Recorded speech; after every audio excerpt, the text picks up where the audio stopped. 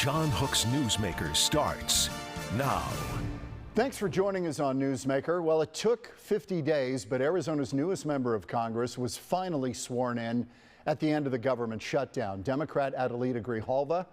She won a September special election in Arizona's 7th congressional district, which stretches along the Mexico border a big swath. It includes the western third of Tucson, parts of Yuma and Nogales, as well as Avondale and Tolleson in Metro Phoenix. Congresswoman, newly minted Adelaida Grijalva joins me now on Newsmaker. Great to see you. Nice to see you. Thanks for having me. You filled the spot that your father held for 22 years. I'm sorry for his passing and his loss because I frankly really liked him. He was a good guy. I covered him back in my days in Tucson, and he was fun to be around. Thank you. I appreciate that. He's very well respected here in DC, and obviously back home, everyone loves him. So tell me, when you got sworn in, you had to have thoughts of your father. What did he teach you? He told me to remember who you're fighting for and to do your homework, work really hard, and treat people with respect. Stand up for those who don't have a voice. He did that by example. He did that by what he did every day, and in fighting for Southern Arizona for 50 years, 22 years of those in Congress. I could never, ever fill his shoes. I'm so honored that Southern Arizona has given me the opportunity to serve here in Congress, and I will work every day in gratitude of that opportunity and work very hard. And your paths were very similar. I think you two were also on the Tucson School Board, right? For 20 years. I actually served longer than he did. Oh, you did? Okay, so you did that. Then you became a Pima County supervisor, which he did, and then you jumped to Congress. Yes, and so he served longer as a supervisor than I did, for sure. Okay, when you were sworn in, 50 days, can you explain to people, you know, a lot of people are like, well, the government shut down, so it doesn't matter if she gets sworn in. But there are things that affect you, flights back and forth to DC, trying to do your constituent work, that are interrupted when you're not sworn in. Is that correct? Absolutely. So we have no budget. So when I was coming back and forth, I was coming back on my miles that I did saved up forever, because I had no budget to be able to come back and forth. I, again, left my job. I mean, a supervisor was a compensated elected position. I left that position in April, and I have 3 children. My husband is a librarian for Pima Community College, and so we are a working family. So that was financially very difficult. And then I didn't have a budget to open up an office in district. So when people said, well, I need your help, what's your phone number? I'm like, we have no phones connected. I think because my father had offices there, right, in Southern Arizona, that people just assume that once I get into office, they just hand the keys over. That's absolutely not the case. That those leases ended on September 23rd. So even though I had keys to the office here in DC, we had no way of switching over phones, of getting computers. I mean, there is no capacity to do your job. And one of the representatives here, Salwell, said it, I think it hurt my feelings a little bit, but totally true, in saying that, you know, she doesn't have constituents. I don't have constituents until I'm sworn in. Until I'm sworn in, I am someone who won an election. Yeah, now, and in your district, I can feel the difference. That's sure. 800,000 people. Yeah, that are in your silenced district and didn't have a voice here. And even though it's a shutdown, you're still able to onboard staff, able to sign leases. All of that I could have done had I just, you know, he sworn me in, like, you know, Speaker Johnson swore in 2 other Republican representatives during a pro forma session. And let's remember that I was elected 5 days before the shutdown. Okay, so that had nothing to do with during this period, you were saying that you believe that your swearing in was delayed because you would provide the 218th vote on the discharge petition to open up the Epstein files. You got it. I mean, the Congress overwhelmingly, -1 vote, the House and the Senate, and the President signed it. It's going to be done. What do you expect to come out of the Epstein files, and why was that such a big issue for you?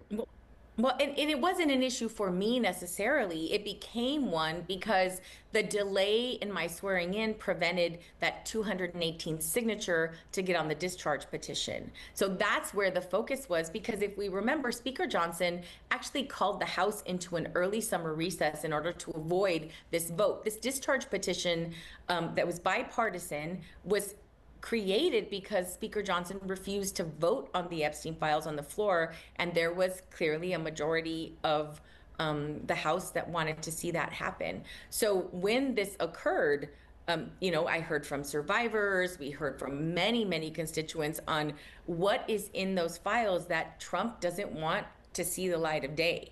And when you looked at just the tip of the iceberg that was released on the day of my swearing in, 23,000 pages, and Trump was mentioned almost 2,000 times in just that little amount of, it sounds like a tremendous amount of information, but it's just a fraction of what's available.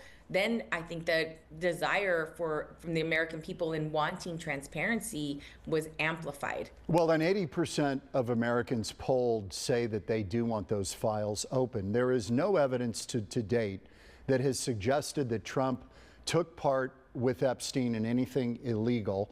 He and Epstein obviously had a falling out years before all of this really broke.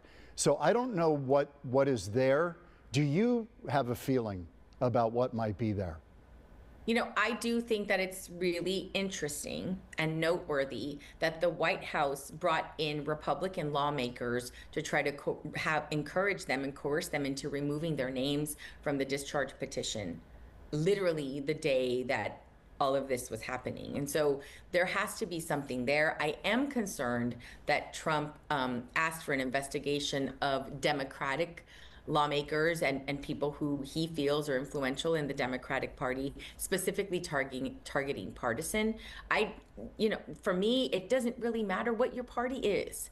If you were a part of protecting pedophiles, if you were a part of any of that in any way, you deserve to have legal consequences. People keep bringing it up. Republicans do. Where were the Democrats on this over the last 4 years under Joe Biden? Why did this become an issue? People are suspicious because they think, well, Democrats are interested now because they want to muddy up Trump.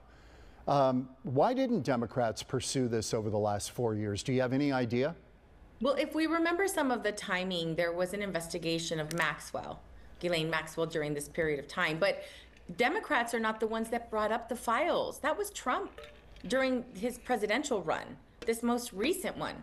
He said on day one, I'm going to release those files and everyone's going to know, I'm assuming that he was going to be pointing fingers at Democrats. You appeared with victims on the Capitol steps. You spoke with them, you talked with them, you advocated for them. But conversely, there are thoughtful people who say if you just dump all this stuff, some of which is grand jury, some of which is investigative in nature that didn't amount to charges, but that will be released as well. Do you worry at all that there will be people who will be victimized by the release of this, people who may have been in Epstein's orbit but didn't have anything to do with illegality, who could get swept up in this and have their reputation ruined? They would be victims too. Well, I think what's important is when we put out that, as I read the act, it does protect survivors. And when all of the information is out there, then I think it's important that there is nothing to hide. So if anyone is sort of mentioned in passing and there is nothing to that, then it would all be out there. So you're just full disclosure. Yeah, a full disclosure, period. Let's talk about your time in Congress. It's been short. You're getting a feel for it. You're already on the Education and Workforce, Committee on Education and the Workforce, and the Committee on Natural Resources. Tick off for us, if you will, 3 things that you really are passionate about that you want to accomplish. Well, so one is really tribal consultation and sovereignty when we're looking at natural resources, protecting our NEPA. That was, we literally had a committee hearing. Both committees met today at the same time with votes at the same time in 2 different buildings. So getting my steps in over here, definitely. And when you look at education and what Trump has done to the Department of Education. It's really trying to prevent more catastrophic cuts and rebuilding once, the leadership changes in the House. Yeah, I wanted to ask you about that because as we're taping this on Thursday, they are moving full steam ahead to try to dismantle the Department of Education. They will put some of it in the Labor Department. But let me read you from the White House. They said, instead of filtering resources through layers of federal red tape, we will empower the states to take charge and advocate for and implement what is best for students, families, and educators in their community. They're talking about getting rid of the middleman, and we're talking about $31 billion, which go out to the states. And the states are responsible for educating kids. Is there any wisdom in this? No. I mean, really, the Department of Education was there to protect our most vulnerable children. And when you look at how the states can and might distribute, it depends on who is in leadership and what departments they're going to go through. And are they going to be equitably distributed, or are you going to literally fund private education with public tax dollars? The fissure that people talk about within the Democratic Party, you've been there, you've been around this for all of your life through your father. But now that you're there in D.C., where do you think the Democrat Party now, where is the energy? Is it on the left? Is it tipping towards socialism? Where do you find the energy in the party? Based on the most recent elections, people are moving to a progressive working families agenda. And I don't believe that that's left or right. It's really about how are we supporting the average working family in the United States. Adelaida Grijalva, the newest member of Congress, sworn in after a 50-day wait. Good to see you. Thank you. And stick around, by the way, because we've got a little more business to do. But for now, we're going to take a break on Newsmaker. And when we come back, we're going to talk about the backbone of energy in Arizona. It is actually natural gas. And APS is planning a major project near Buckeye to keep up with a growing energy demand in this state. We'll talk about it next on Newsmaker.